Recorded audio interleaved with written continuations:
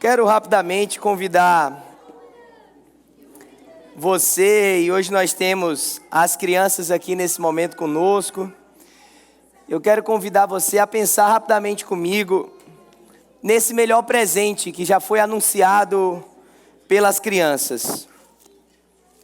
Em Isaías 9 é justamente o que foi cantado aqui pelas crianças, tocado por essa banda do Ministério Infantil, e que muitos outros se levantem para adorar a Deus, amém? Mas eu quero a atenção sua, e sei da empolgação das crianças, sei da empolgação dos pais, mas eu quero te convidar rapidamente a pensar comigo nesse texto, Isaías 9, versos 6 e verso 7. E eu quero pensar nesse melhor presente. O Natal é essa época de presentes. Presentes, Frank, que a gente escolhe e presentes que a gente não escolhe. Eu vou ter que falar isso repetidamente hoje. Mas é um momento em que as caixas de presentes estão lá, as sacolas de presentes estão lá. Obrigado, Luiz. E a expectativa, talvez, de muitas crianças é: o que eu vou ganhar? Ou aquela ansiedade, Mari, de abrir, de tirar o embrulho. A gente tenta embrulhar para mascarar a caixa, para não conseguir ver o que tem dentro, bota numa sacola. E se você colocar isso muito antes do dia de Natal, Tiago, na árvore, talvez a criança vai lá e vai tentar espiar um pouquinho, ou vai tentar mexer na caixa, balançar, porque a curiosidade nos leva a pensar: o que eu vou ganhar? Isaías 9, ele vai falar um pouco sobre o que é esse presente. E só para que você entenda, ele está narrando um presente, irmã Cleide, que chegaria 800 anos depois. Quantos de nós esperamos tanto tempo assim? Esperar tempo demais para ganhar um presente é tão desafiador, não é? Isaías 9, ele vai falar: porque um menino nos nasceu, verso 6. Um filho nos foi dado, o governo está sobre os seus ombros.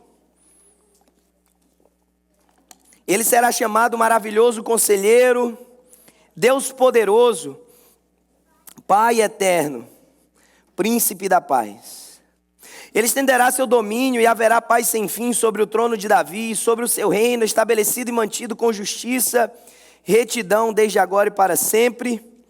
O zelo do Senhor dos Exércitos fará isso. Que presente é esse? Esse presente, irmã Maria, é esse menino rei. É esse menino que nos nasceu e que, se nós olhamos pela ótica de um garoto, que garoto maravilhoso é esse que recebe tantos adjetivos poderosos, irmã Adriana?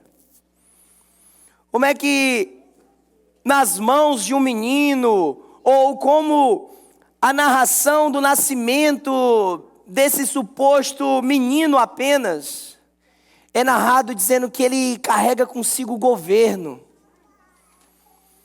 que ele é maravilhoso conselheiro, e traz tantos adjetivos que a gente começa a entender que esse presente é muito mais do que um menino, é um rei. É um rei que vem estabelecer um reino. É esse Deus, na verdade, maravilhoso, que se fez carne.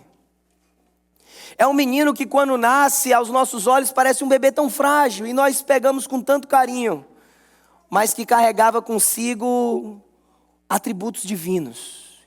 Ele era o próprio Deus que se fez carne. E aí o profeta começa a mostrar para nós um pouco o que é esse presente, ou quem é esse presente, melhor dizendo. E esse presente, ele é primeiro o maravilhoso conselheiro. E como nós cantamos, essa declaração não é simplesmente que ele é um bom conselheiro, Emerson. Não é simplesmente que ele traz conselhos agradáveis, humanamente bem pensados. Essa ideia desse conselheiro maravilhoso é porque ele tem esse atributo divino. Quem faz maravilhas é o nosso Deus. Esse conselheiro maravilhoso não é por causa de um bom conselho, mas é porque ele revela, Jesus revela a vontade de Deus o Pai. Ele revela a vontade do Pai, a vontade divina. Ele é a expressão da vontade divina. E o seu conselho para nós nos leva ao Pai. Esse maravilhoso conselheiro nos leva para a vida. Ele nos aponta o caminho da vida. Mas esse maravilhoso conselheiro, ele é também o Deus poderoso ou o Deus forte. Na verdade, a ideia do texto original é o Deus de guerra, é o Deus de todo o poder. Ele não é apenas um menino, Kate, revestido do poder. Ele é a expressão própria do poder de Deus. Ele é a manifestação plena do poder de Deus. Ele é o poder de Deus. Ele não detém, ele não apenas recebeu esse poder. Ele é a manifestação plena desse poder. Ele é um maravilhoso conselheiro. Ele é o Deus todo-poderoso. E é só por Ele que nós podemos vencer e batalhar com vitória, não na nossa força, mas na força desse Deus poderoso. Ele é Deus poderoso, irmã Valesca, porque Ele derrotou o pecado, porque Ele derrotou a morte, porque não há batalha perdida para o nosso Deus. Ele é o Deus poderoso porque Ele desconhece limites à sua força. Quem pode barrar o nosso Deus? Esse menino que nos nasceu, ele é o Deus forte. Ele é o Deus poderoso. Ele é o Deus guerreiro. Ele é o Deus agindo com poder na história. É um Deus que vem a despeito dos reinos terrenos. Não importa quem estava governando na época. Os mais poderosos daquela época, ao ouvir que havia nascido de fato um rei, temeram e quiseram matar esse rei. Só que eles não sabiam ou tentaram esquecer que ele de fato era o Deus poderoso. Nenhuma ordem humana poderia barrar o poder de Deus. Mas Ele é o maravilhoso conselheiro, Ele é o Deus poderoso, Ele é o Pai eterno, ou o Pai da eternidade. Ele é aquele que é antes de tudo. Ele é aquele que na sua graça e bondade veio até nós, encarnou, mas que não nasce nesse ponto, mas que sempre existiu. Ele é eterno. Ele desconhece fração de tempo, ele desconhece limites temporais. Eternidade não é muito tempo. Eternidade é a ausência dessa possibilidade de tempo. Ele é o Pai da eternidade porque é em Jesus que eu e você podemos ter vida eterna. Ele é o autor da eternidade em nós. Eu e você, quando recebemos esse melhor presente, nós recebemos a vida eterna. Nós temos eternidade em nós. A maravilha, então, desse presente é que Ele nos coloca num lugar, obrigado, Mike. Ele nos coloca num lugar, Mauro, fora da noção de tempo agora. Nós falamos tanto isso, um pouco disso naquela sexta-feira. Nós estamos aqui nesse recorte, mas nós fomos criados agora em Jesus para a eternidade com Ele, irmão Clay. Ele é o Pai da eternidade. Ele é o maravilhoso conselheiro. Ele é o Deus poderoso. Ele é o Pai da eternidade. Que presente é esse? Quem é esse presente? Ele é o príncipe da paz. Paz, a expressão paz, vem da ideia de shalom. E a ideia de paz, nesse contexto, ou no hebraico de forma geral, não é marear a ausência de conflito, mas é de fato a plenitude do que está sendo vivido. Então a paz no nosso lar não é um lar sem problema, não é um lar sem conflito, mas é um lar vivendo a plenitude da vontade de Deus para nós. É literalmente, a paz era colocar tudo no seu devido lugar, de forma que não havia mais ruptura, não havia mais brecha, as peças estavam completas. Esse lugar de paz, Jesus estabelece, pagando o preço na cruz, e agora Ele estabelece, Rosana, paz com Deus. Nós éramos filhos da ira, nós éramos inimigos de Deus. Mas agora em Jesus nós não temos apenas mais ausência de conflitos com Deus, mas agora nós podemos ser revestidos da plena vontade de Deus em nós. Nós não estamos apenas ok com Deus, mas agora nós estamos vivendo a plenitude da vontade dEle para nós. Ele é o príncipe da paz. Eu e você só podemos de fato viver uma vida de paz se estivermos em Jesus. A paz verdadeira, não apenas a ausência de conflitos, não apenas o silêncio momentâneo, mas a paz plena daqueles que agora estão em Cristo, vivendo a plena paz. Tem presente que não nos traz paz. Às vezes você pode ter recebido algum presente que mais te trouxe de sabor do que alegria. Quem já passou por isso? Você adquiriu uma coisa, você comprou algo e mais te trouxe de sabor do que alegria.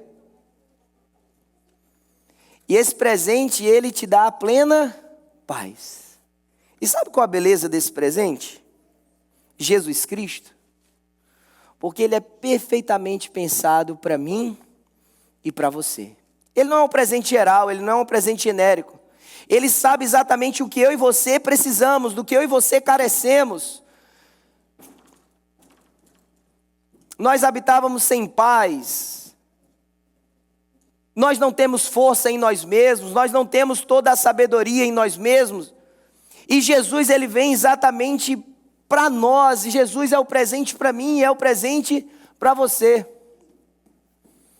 Talvez quando você não conhece tão bem uma pessoa, irmã Deise, aí você diz assim, eu não conheço muito bem. Hoje em dia tem as listas que ajudam, né? Manda aí uma lista de 3 opções, 4, 5, do que você quer que compre. Pelo visto os irmãos homens aqui mandaram todo o mesmo produto para a lista. Ou os irmãos estão dizendo, minha esposa faz a lista por mim, né? Mas talvez quando você não sabe muito bem aquela pessoa, o que ela gosta ou não, às vezes na empresa, às vezes no ambiente que você não tem muito contato com a pessoa, você dá um cartão de presente ali, um gift card. Porque aí você diz assim, a pessoa escolhe o que quer, você não quer escolher pela pessoa. Quem já fez isso? Ou quando você está comprando, irmã Luciana, e aí a gente não sabe muito bem se vai agradar, não, você diz assim, mas se quiser, troca. Não vai me ofender, troca. Você já compra com a expectativa de troca. Alguns hoje, a maioria dos homens, não teve a opção de troca. Enquanto esse culto não acabar. Só que Jesus, ele é tão pensado para mim e para você, que ele não é um presente genérico. Ele não é um gift card. E nada contra.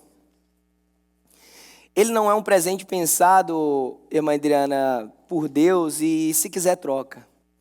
Não, Jesus, ele é exatamente o presente que eu e você precisamos. Ele é exatamente o que a minha alma e a sua, o que a minha vida e a sua, o que o meu ser e o seu ser precisa. Você não precisa, sabe quando você recebe algo tão precioso, você diz, como você sabia que eu queria exatamente isso? Quem já teve também essa alegria? Como você sabia que eu queria exatamente isso? É Deus Pai olhando para nós e intervindo na história e dizendo, eu sei exatamente do que você precisa. E deixa eu te falar, tem um presente para você. A beleza desse presente não é apenas o que ele é, mas talvez o que ele faz ou como ele funciona, Mauro. Eu quero pensar a partir dessa ótica. Porque, Ana Maria, quando você sabe o que é, talvez a criança desembrulha aquele pacote, diz o que é e vê lá e aí diz, mas como isso funciona? O que faz? Eu não estou objetificando a pessoa de Cristo, não me entendam por mal. Mas o verso 7, se o verso 6 nos mostra um pouco quem é a beleza desse presente, o verso 7 começa a nos explicar a dimensão, a grandeza, o funcionamento desse presente. Ele vai dizer, olha, ele estenderá o seu domínio, ele vai ampliando, ele vai ganhando mais espaço. Talvez eu e você temos presentes do Natal passado que já não estão mais nas nossas mãos, no nosso guarda-roupa. Sugestão é guardar essa blusa para o próximo ano. Ou que durou alguns natais, Grace.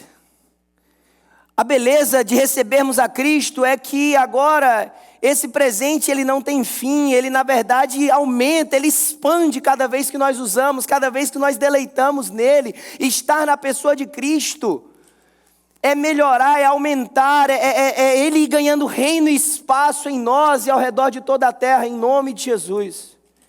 O reino dele estenderá o seu domínio, haverá paz sem fim. Seu trono, ou sobre o trono de Davi, sobre o seu reino estabelecido e mantido com justiça e retidão, desde agora e para sempre. Usufruir desse presente não é desgastá-lo, é pelo contrário, permitir que ele estenda seu domínio em nós e através de nós, em nome de Jesus. Eu não sei quantos de vocês ameaçaram seus filhos esse ano, dizendo assim, olha, se não se comportar direito, não vai ter presente. Jerry. Ou alguns homens, porque não se comportaram direito, ganharam um presente. Gostou, Josi? Mas às vezes você faz isso, né? Mas olha, ou você comprou alguma coisa e ainda foi com antecedência e aí postergou a entrega porque o filho não se comportou direito. Quem já? A beleza, talvez, do Natal é que seu coração está tão gracioso, misericordioso, esse momento é tão propício para essa troca de presentes, que você vai lá e talvez mesmo sem merecer tanto assim, você está revestido desse ambiente de graça e misericórdia e dá o presente. Sabe o que o texto termina dizendo para a gente, para mim, para você? É que o zelo do Senhor dos Exércitos fará isso. A beleza é a Bíblia em Romanos 5,8 falar para nós que Deus demonstrou o seu amor por nós, nos amando ou dando Cristo por nós quando nós ainda éramos pecadores. A beleza é que esse presente é tão maravilhoso que não depende do nosso desempenho. Não depende do que a gente fez de tão bom, até porque não há algo tão bom assim em nós, para nós merecermos esse presente. O texto termina dizendo então que esse menino, rei, maravilhoso, conselheiro, Deus poderoso, Pai eterno, príncipe da paz, que estende o seu domínio, não vem por causa do meu e do seu desempenho, mas por causa do amor, do zelo do Senhor. E essa palavra zelo, ela é muito interessante no Antigo Testamento, que às vezes ela é traduzida por ciúme.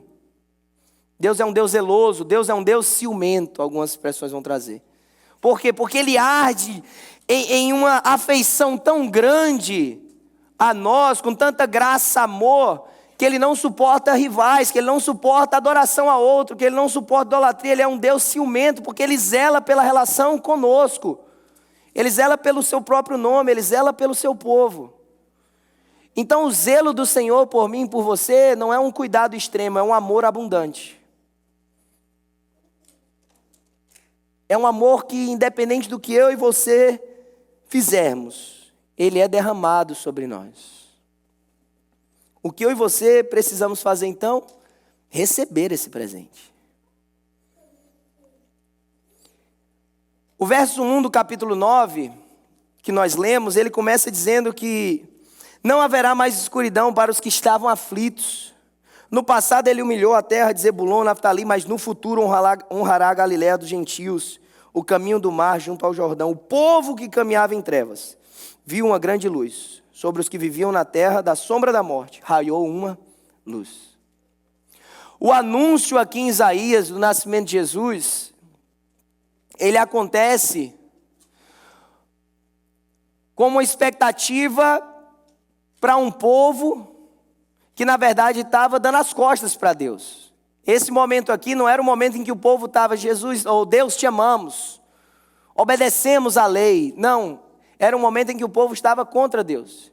E mesmo um povo idolatrando a outro, mesmo um povo não seguindo a lei de Deus, Deus estava dizendo: eu vou enviar salvação, eu vou enviar luz no meio das trevas, eu amo a vocês.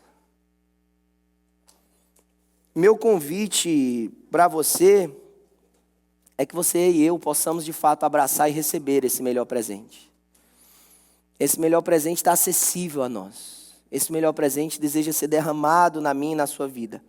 Não pelo nosso desempenho, não pelo nosso merecimento, mas pela graça e pela bondade de Deus.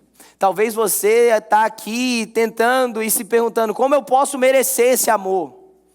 O que eu preciso fazer para receber esse perdão, essa graça, para ter essa paz? Eu quero dizer que você precisa receber Jesus como teu Salvador. Você não precisa executar nenhuma performance. Você não precisa dar nada materialmente. Você não precisa performar nada. Você só precisa entregar o teu coração. Dizer: governa a minha vida, Senhor. Governa o meu ser. Eu quero viver debaixo desse maravilhoso conselheiro, desse Deus poderoso, desse Pai eterno e desse príncipe da paz. Natal não é só sobre, ou não é sobre os presentes que nós damos, tampouco sobre os presentes que nós recebemos. Natal não é sobre a árvore cheia de presentes. Natal é sobre a manjedoura que se fez cheia, recebendo o menino Deus. E esse Deus que na sua graça e misericórdia nos amou ao ponto de ir para a cruz, pagar o meu e o seu pecado. E nós somos salvos pela graça somente. Quero terminar lendo João 1 com você. A partir do verso 10 eu vou ler 4 versos. João 1, 10 a 14. E a palavra de Deus diz que aquele que é a palavra estava no mundo e o mundo foi feito por intermédio dele. Mas o mundo não o reconheceu.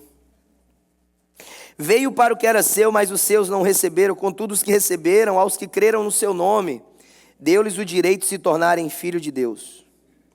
Os quais não nasceram por descendência natural, nem pela vontade da carne, nem pela vontade de algum homem, mas nasceram de Deus. Aquele que a palavra tornou-se carne, viveu entre nós. Vimos sua glória, glória como do unigênito, vindo do Pai, cheio de graça e de verdade. Verso 11 novamente. Veio para o que era seu, mas os seus não o receberam. Sabe o que Isaías estava falando lá? A expectativa, Rodrigo, era que esse menino, na verdade, se tornasse um grande conquistador terreno. Era que, na verdade, ele se tornasse um homem bem visto na perspectiva de um reino terreno. E esse Deus se fez carne com tanta graça e humildade. Vimos sua glória como a glória do unigênito Pai. E por conta disso, o seu povo não o reconheceu como Deus, como Messias, como prometido de Deus. Minha pergunta e meu clamor para nós e para você é que, se você ainda não entregou sua vida para Jesus, eu quero te dizer que esse é o melhor presente que você pode ter na sua vida. Receber, reconhecer Jesus e dizer: eu quero esse presente. Eu recebo dessa paz, eu recebo do Senhor. Eu recebo do amor de Deus. Talvez você conheça a história, talvez o que foi encenado aqui você já viu algumas vezes há alguns anos. Minha pergunta é se você já se prostrou e já se rendeu diante desse Deus. Se você já disse: eu não acho simplesmente uma encenação bonita, mas eu entendo que isso é um convite para eu me prostrar diante desse Deus. Se você já fez a sua decisão pessoal, se você admite Jesus Cristo como o Senhor e Salvador da tua história. Talvez você, como o povo lá no Antigo Testamento, Isaías 9, o povo que estava vivendo em trevas. Talvez tem lugares na sua vida que ainda estão escuros. E que talvez você já entregou a vida para o Senhor Jesus. Mas tem áreas que essa luz ainda não acessou. Tem áreas que esse Cristo ainda não nasceu. Eu te convido a entregar toda a tua vida para Ele hoje. Nenhuma área mais, sem o governo desse maravilhoso conselheiro, desse Deus forte, desse Pai da eternidade e desse Príncipe da paz. Obrigado por ter acompanhado essa mensagem até o final. Se ela te edificou, nos deixa saber aqui através dos comentários ou encaminha essa mensagem para outras pessoas, para que elas também possam ser edificadas em nome de Jesus. E nós temos um pedido a te fazer. Se inscreve aqui no nosso canal, vai lá agora e se inscreve aqui no nosso canal, ativa o sininho das notificações, assim você sempre será informado quando a gente subir algum conteúdo aqui de pregação da palavra de Deus. Nosso desejo, nossa oração é sermos canal de bênção na tua vida. Que Deus te abençoe, em nome de Jesus.